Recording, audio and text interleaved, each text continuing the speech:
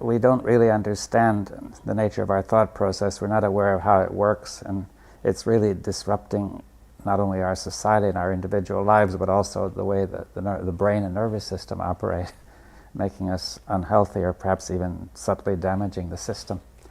And now, Krishnamurti recognizes that thought, rational, orderly, factual thought, such as in proper doing science, is necessary and valuable, but the kind of thought that he has in mind is self-centered thought. That is, now, at first sight, one might wonder why self-centered thought is so bad. If the self were really there, then perhaps it would be correct to center it on the self, because the self would be so important. But if the self is a kind of illusion, at least the self as we know it, then to center our thought on something illusory, which is assumed to have supreme importance, is going to disrupt the whole process, and it will not only make thought about yourself wrong, it will make thought about everything wrong, so that thought becomes a dangerous and destructive instrument.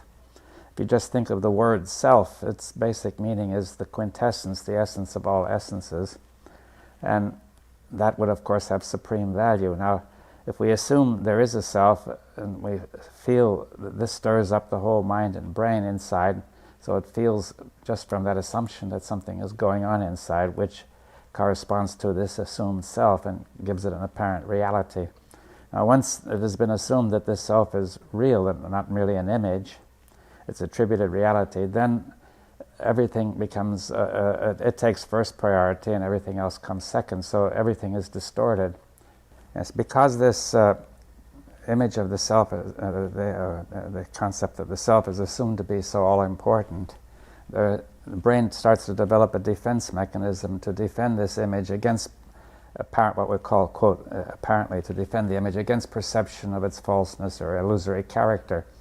You can see this very easily that if somebody says you are an idiot, there's an immediate response to say, I'm not an idiot. That it's painful to have an image of yourself as an idiot. Therefore, you say you're wrong, and you may start adopting all sorts of false explanations to show that you are okay and the other person is the idiot.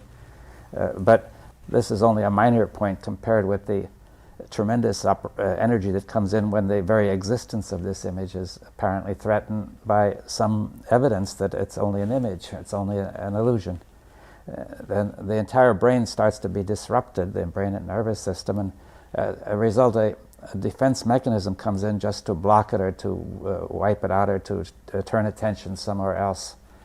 Now, this defense mechanism, part of the defense is to make us unconscious of it. You see, the major form of defense is simply concealment of what's going on, because if we could see what's going on, it would be obvious it's an illusion.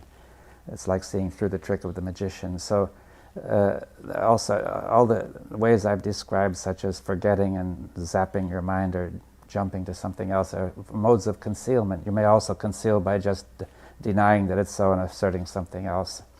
And therefore, we are not conscious we are not conscious certainly of the defense mechanism, because this process of concealment itself has to be concealed in order to make it effective. And therefore, the defense, the major part of the defense, consists in making the whole process unconscious.